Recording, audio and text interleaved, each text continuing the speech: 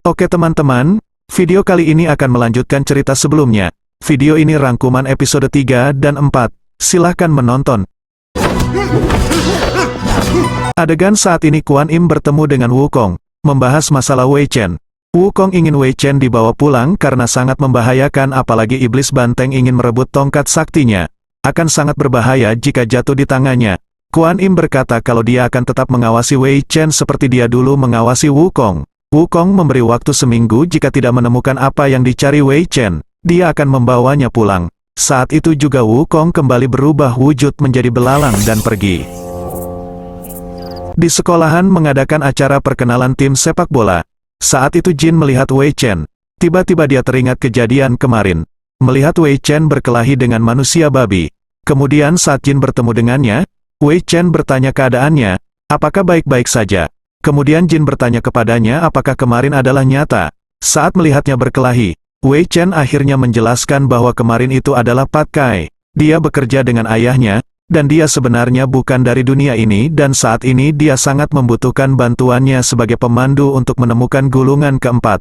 Lalu Jin bertanya bagaimana bisa dia menjadi pemandunya, bahkan dia sendiri tidak tahu apa gulungan keempat. Wei Chen berkata bahwa di mimpinya seekor bangau memberitahukan bahwa Jin sebagai pemandunya. Saat itu Travis memanggil Jin untuk berkumpul setelah selesai sekolah dan disetujui oleh Jin. Wei Chen tetap memohon agar nanti jam 5 sore datang ke apartemennya untuk bertemu dengan bibinya yang sebenarnya adalah Kuan Im.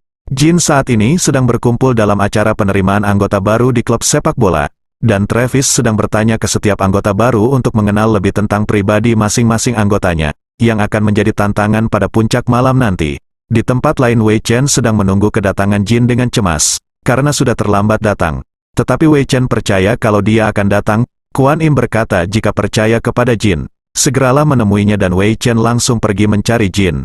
Tidak lama kemudian Kuan Im kedatangan iblis kerbau yang mencari Wei Chen untuk mengambil tongkat sakti. Iblis kerbau meminta untuk memberitahukan keberadaan Wei Chen dan meminta Kuan Im untuk bergabung dengannya untuk perubahan yang lebih baik di alamnya. Tetapi ditolak oleh Kuan Im dan terjadilah perkelahian. Or your own reflection. Not my coffee table.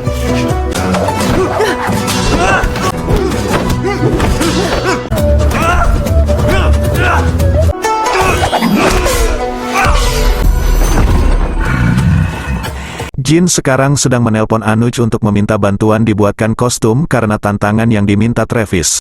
Travis memintanya untuk menari sambil bernyanyi menggunakan kostum, dan juga meminta untuk meminum root beer sampai 1 liter. Dan yang terakhir meminta Jin untuk membungkus patung yang berada di sekolah Osito Valley. Saat Jin sedang sibuk mengambil tisu, dia tiba-tiba bertemu dengan Wei Chen yang membuatnya terkejut. Lalu Jin meminta maaf karena telat menemuinya karena dia harus menyelesaikan tantangan ini. Kemudian Wei Chen berkata jika dia membantunya, apa kau akan membantunya juga? Yang disetujui oleh Jin. Saat sampai di lokasi patung, Wei Chen menunjukkan tongkat saktinya kepada Jin dan langsung melompat ke atas patung. Lalu meminta Jin melempar tisu tersebut untuk membungkusnya. Setelah selesai semua misinya, Jin langsung mengambil foto untuk dikirim ke Travis. Saat Jin sudah pergi, Wei Chen lupa menyimpan tongkat saktinya sehingga tongkat tersebut diambil oleh iblis banteng. Sesampainya di rumah, Jin terlihat senang karena mendapatkan sepatu sebagai hadiahnya. Lalu dia segera ke kamarnya sambil menatapi robot Kugoren. Tetapi tidak untuk Wei Chen. Sesampai di apartemen dia melihat ruangan berantakan. Kuan Im berkata untuk selalu menjaga tongkat saktinya. Wei Chen bertanya selainnya siapa lagi yang tahu kalau tongkatnya hilang. Lalu Wukong bersama dengan Pat Kai dan Wu Qing muncul dan menyuruhnya pulang. Karena sudah menimbulkan masalah. Apa yang akan dilakukan iblis kerbau setelah mendapatkan tongkat sakti? Keesokan harinya Jin disambut meriah oleh teman-temannya karena telah berhasil memenangkan tantangan semalam. Membuat Jin sangat bahagia. Saat sampai di kelas Amelia menghampirinya dan memujinya sangat hebat. Lalu bertanya bagaimana bisa melakukannya kemarin itu. Saat itu Jin melihat bangku Wei Chen terlihat kosong. Sedangkan di alam dewa, Wei Chen meminta maaf kepada Wukong. Tetapi Wukong tidak mau mendengarkan maaf dari anaknya dan dia akan dihukum selama 200 tahun dan akan menjaga kuda sepertinya dulu. Wei Chen langsung menolak dan mengatakan dia tidak pernah mau menjadi seperti ayahnya. Kata-kata itu membuat Wukong teringat akan kejadian beberapa ribu tahun yang lalu, saat dia belum menjadi Raja Kera. Saat itu Wukong dan Iblis Banteng menghadiri acara pesta yang dilakukan para dewa untuk memilih petapa agung. Pada saat Wukong dan Iblis Banteng menyelinap masuk ke acara tersebut, karena Iblis Banteng memiliki ide yang ingin disampaikan ke petapa agung yaitu Raja Naga. Di dalam acara tersebut, Wukong dan Iblis Banteng mencari cara untuk bertemu langsung dengan Raja Naga, tetapi dihalangi oleh para penjaga. Kemudian mereka dibantu oleh Putri Kipas Besi supaya dapat masuk ke ruangan tersebut. Kemudian pada waktu Raja Naga sedang sendirian dan tidur, Iblis Banteng ingin memberikan pendapat tentang Sutera Suci. Saat menjelaskannya, Raja Naga terlihat sibuk sendiri sampai tertidur kembali. Kemudian Iblis Banteng kembali ke Wukong dengan sedih, dan berkata bahwa dia telah gagal menyampaikan pendapatnya, dan dia merasa tidak pantas berada di acara itu.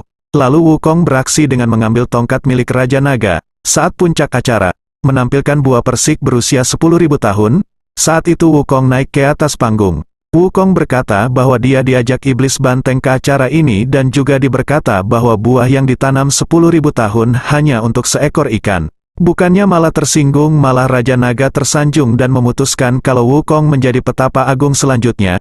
Itu membuat Iblis Banteng kaget.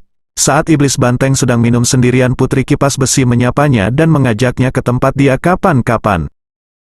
Wukong menemui Iblis Banteng dan dia sangat senang akhirnya dia bisa masuk sesuka hatinya karena dia sekarang adalah petapa agung.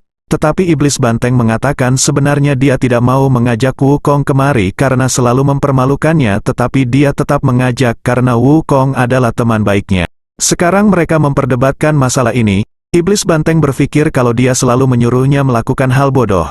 Tetapi Wukong berkata kalau ingin dia menjadi percaya diri. Wukong sampai beranggapan kalau Iblis Banteng iri karena sekarang dia menjadi petapa agung. Wukong juga berkata kalau Iblis Banteng tidak punya kualifikasi untuk menjadi petapa agung. Saat itu juga Iblis Banteng pergi. Sebelum pergi dia juga mengatakan kalau memang dia tidak tahu dirinya seperti apa. Tetapi dia tidak mau menjadi seperti dirimu. Kata-kata itulah yang membuat Wukong sadar. Dan akhirnya meminta anaknya untuk kembali ke dunia manusia. Dia mengatakan kalau anaknya memiliki jalan sendiri dan akan ada seseorang yang akan membantunya. Lalu Wukong meminta anaknya untuk berhati-hati. Wei Chen langsung senang dan mengucapkan terima kasih. Lalu langsung kembali ke dunia manusia. Cerita kembali kepada Jin. Saat ini dia akan berangkat untuk melakukan pertandingan sepak bola.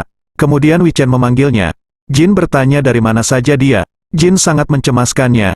Wei Chen berkata kalau ayahnya membawanya pulang. Tetapi sekarang dia sudah kembali. Wei Chen mengatakan hanya melewatkan 1 hari saja. Tetapi Jin berkata kalau dia sudah hilang selama 1 bulan. Lalu pelatih memanggil Jin untuk segera memasuki busnya. Itu rangkuman cerita episode 3 dan 4. Tunggu rangkuman selanjutnya ya. Coba